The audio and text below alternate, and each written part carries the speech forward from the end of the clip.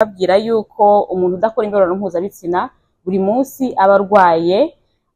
Abantu benshi banteye amabuye, abantu benshi barahaririye cyane, ni gute uvuga ibintu nk'ibyo ngibyo? Ese umuntu muzima normal, umugabo umugore iyo ageze mu gitanda agahindukira agahura n'uwo bashakanye, ibitsina byabo bigakoranaho, byanze bikunze bitangira bikaza mu mutwe, mugatangira mugashaka imibonano mpuzabitsina. Iyo umugore yagiye akorerwa imibonano mpuzabitsina ku gahato, kubera ko hari abagabo bakorera imibonano mpuzabitsina abagore babo ku gahato, ugasanga aramubabaza, ugasanga nta mutegura, muri cya gihe utamutegura ukamwinjiramo utigeze umutegura, nta bubobere afite mu gitsina cye, arababara, noneho bikageraho noneho akajya yumva abitinye kugira ngo abikore.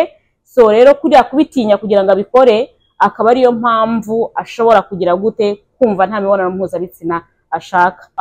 Iyo umugabo yamaze kwitera icyizere, tuvuge wenda umugore akaba ari umugore umubwira amagambo mabi, umubwira n'imbwa, ntashoboye, ntagize gute, bigeraho bikinjira mu mugabo agatangira kwitera icyizere, akumva ko adagishoboye, imibonano mpuzabitsina bigahita bigenda, biriya bitekerezo byose bigajya bigenda gahoro gahoro. Utakigira ubushake bwo gukora imibonano mpuzabitsina, dore ibyo ngibyo nibyo bitera by'uko udashobora gushaka imibonano mpuzabitsina, na biriya bindi navuze nyuma yaho, ibyo wakora kugira ngo utangire wumva ushaka imibonano mpuzabitsina.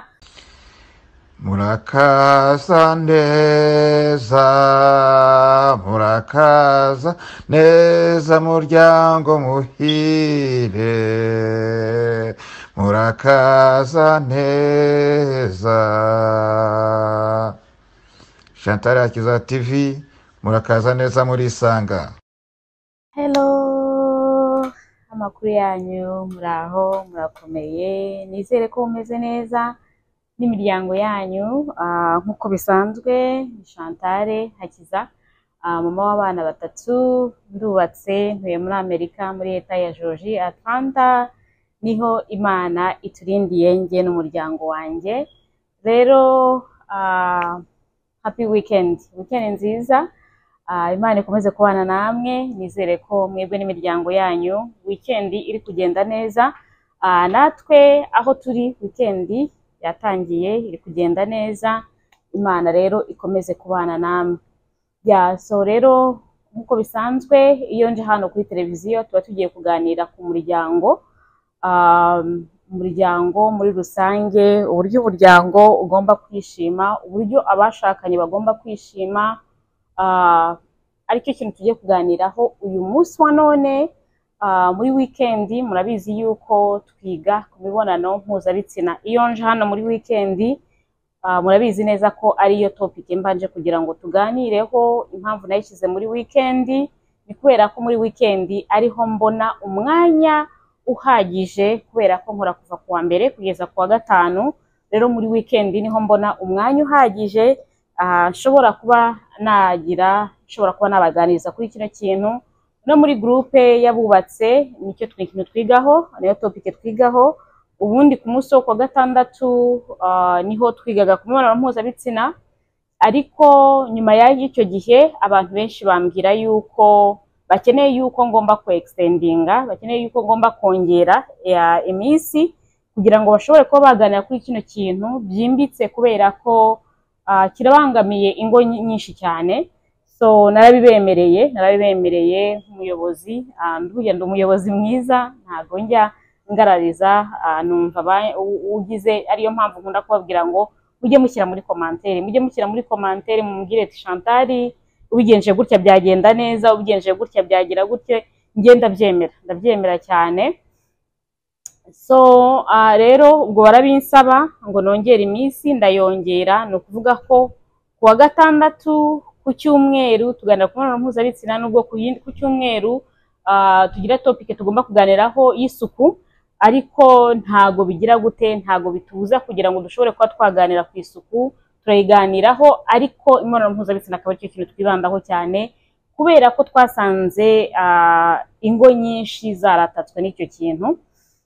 So rero nk'uko bisanzwe, uyu munsi nagiraga ngo tuganire kuri kino kintu, kubera ko kiri kuguma kigaruka abantu benshi bakabimbwiraho muri message banyandikira muri komanteri.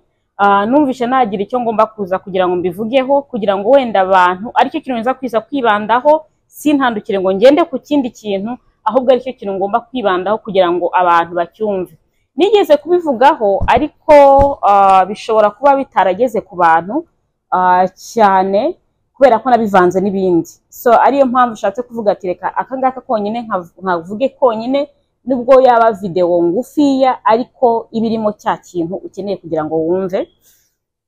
Ibibazo byinshi nkunda kugira kuva ku bagabo, kuva ku bagore, ni iki ngiki baravuga ngo ntago sinzi impamvu umutwe kwanjye kurukumbya simbizi.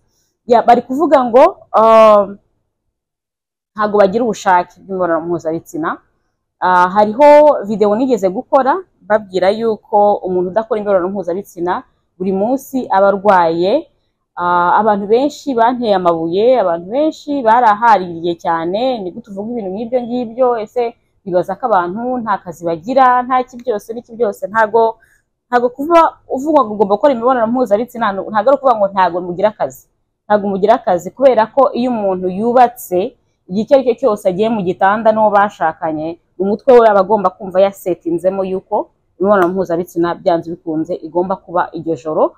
So ariyo mpamvu navuze yuko utayikora buri munsi uburwaye, kandi ko kuburwaye kubera ko nanone ugenda bivuze, kubera ko abantu benshi nyuma yaho ngo bambwiye yuko badashaka imibonano, usanga ntabyo ashaka, usanga baryamanye n'umugabo. Ubundi umuntu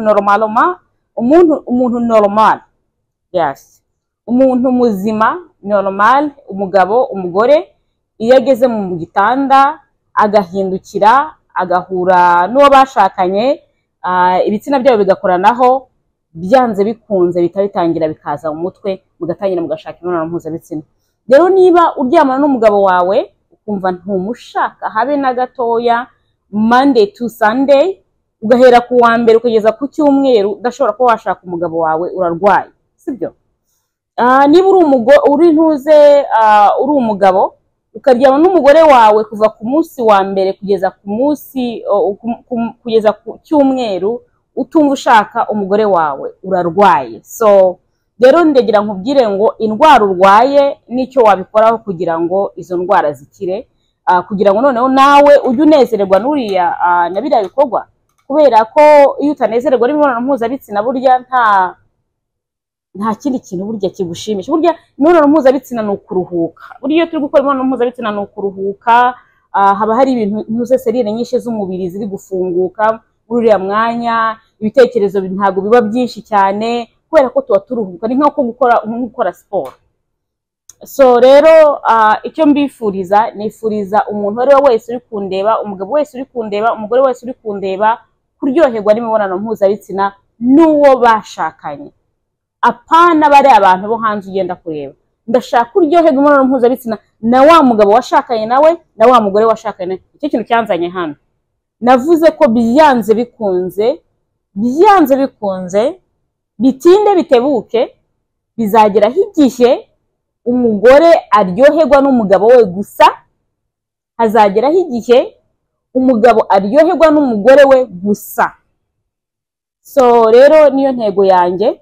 Rero nagira nkubwire ngo wa mugabo we, wa mugore we, wumva udashaka imibonano mpuzabitsina, wumva udashaka uwo mwashakanye, urarwaye. Indwara ya mbere urwaye, ubundi iyo urwaye umutima, urabona umutima babahereza imiti itandukanye. Burya muri iriya miti babahereza hariho imiti ishatinga the hormones zawe ntizongere kugira gushaka imibonano mpuzabitsina. Ariyo mpamvu ugomba kugira gute, niba icyo kibazo gifite urwaye umutima ukaba uri gufata imiti y'umutima, tangira uganira muganga wawe, umubwire aguhindurira umuti, umubwire yuko utifuza imibonano mpuzabitsina, muganga aguhindurira imiti, birashoboka. Hanyuma ushobora kuba urwaye diyabete nawe, iyo urwaye diyabete uri gufata imiti ya diyabete, iriya miti ishobora nayo gutuma udashaka imibonano mpuzabitsina. Niba urwaye diyabete ukaba uri gufata imiti hanyuma ukaba udashaka imibonano mpuzabitsina, ganiza muganga wawe kugira ngo arebe niba ashobora kuba yagira gute yaguhindurira, hanyuma noneho utangire nawe ushaka imibonano mpuzabitsina. Hanyuma hariho n'ikindi kintu, urabona nk'umuntu iyo afite depression ni agahinda gakabije. Burya iyo umuntu afite agahinda gakabije ntashobora gushaka imibonano mpuzabitsina uko byagenda uko ariko kose, nubwo bamukoraho, nubwo bamutegura, nubwo bagira gute, ntabwo byashoboka kubera ko kari agahinda gakabije afite. Hariho ibintu gafunga mu mubiri ku buryo hahandi wumva ufite urukundo, kubera ko kugira ngo ushake imibonano mpuzabitsina no kubera ko ukunda uriya muntu, rero ya marangamutima y'urukundo ntago aba azamuka muri wowe kubera ko ufite agahinda gakabije. Hanyuma rero noneho stress, kuba ukora cyane utaruhuka, ugahora ufite stress nyinshi cyane, buri gihe utekereza akazi, ntago umutwe wawe hariya kugira ngo utekereze biriya bintu ntago bishoboka ko byagenda uko ariko kose. So rero niyo mpamvu mugomba kugira gute, ugomba kwirinda kuba depressed, agahinda gakabije. Niba ugafite, senga Imana ibigukureho mu izina rya Yesu, ujye kwa muganga ubaze muganga ashobore kuba yagufasha kugira ngo ushobore, kuko iyo ufite agahinda gakabije ntushobora gusinzira, ntushobora kugira gute, ariko byose abaganga bashobora kuba babigufashamo. Rero muntu uri kunda muri uyu mwanya ufite agahinda gakabije, ufite stress, byivanemo. Numara kubyivanamo kandi gusenga, Imana yacu nishobora kuba yabihagarika. Ibyo nibyo bya naturel.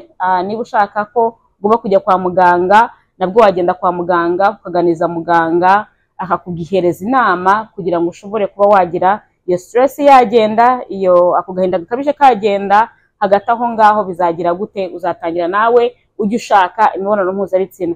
Ikindi kintu gikunda kuba ku bagore cyane, iyo umugore yagiye akorerwa imibonano mpuzabitsina ku gahato, kubera ko hari abagabo bakorera imibonano mpuzabitsina abagore babo ku gahato, ugasanga aramubabaza, ugasanga ntamutegura. Muri cya gihe utamutegura ukamwinjiramo utigeze umutegura, nta bubobere afite mu gitsina cye, arababara, noneho bikageraho noneho akajya yumva abitinye kugira ngo abikore.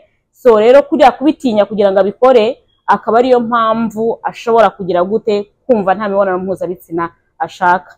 Ikindi nacyo gishobora kuba cyaba ku bagore nanone, iyo umugabo we yamuciye inyuma cyane, nabyo ariko biba no ku bagabo. Iyo umugabo we yamuciye inyuma cyane, hariho abagore batabyakira, ugasanga kubera ko yamuciye inyuma cyane, imibonano mpuzabitsina birakatitse muri we, ntashaka imibonano mpuzabitsina, aramureba kumva ntago amwifujije, arabureba kumva ntago akimukunda. Iyo bimeze gutyo rero bituma udashobora kuba washaka uwo mugabo, kubera ko deja uramurakariye.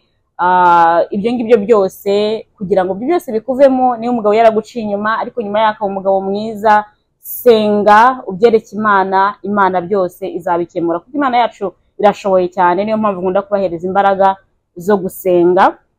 Hanyuma noneho ikindi kintu nanone ku bagabo, iyo umugabo yamaze kwitera icyizere, tuvuge wenda umugore akaba ari umugore umubwira amagambo mabi, umubwira n'imbwa, ntashoboye, ntagize gute, bigeraho bikinjira mu mugabo agatangira kwitera icyizere, akumva ko adagishoboye, imibonano mpuzabitsina bigahita bigenda, biriya bitekerezo byose bigajya bigenda gahoro gahoro.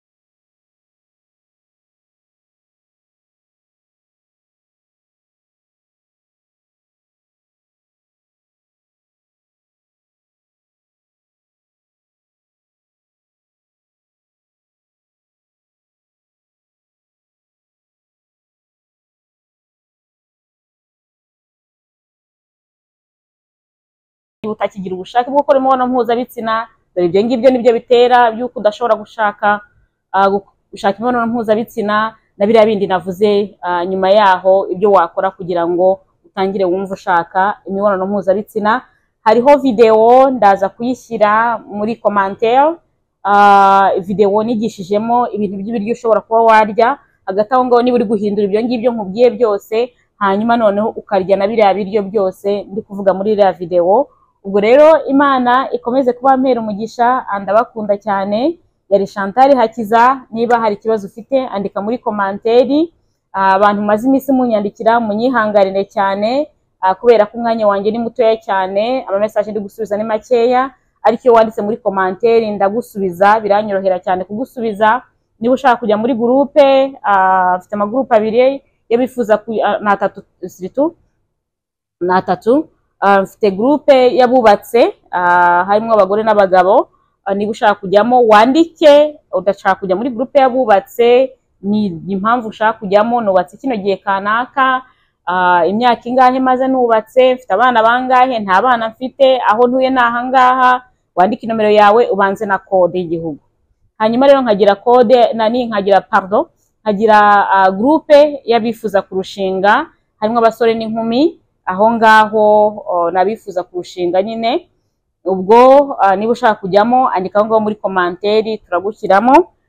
So hanyuma noneho nkaba mfite nanone groupe yindi y'abashaka amahirwe ya kabiri y'urushako, nayo karibu, nawo wandike muri commentaire na turagushyiramo. Ariko nutandika usobanura aho ugomba kujya, ntabwo turi gushyira ahantu hamwe kubera ko nta kiraba wasobanuye.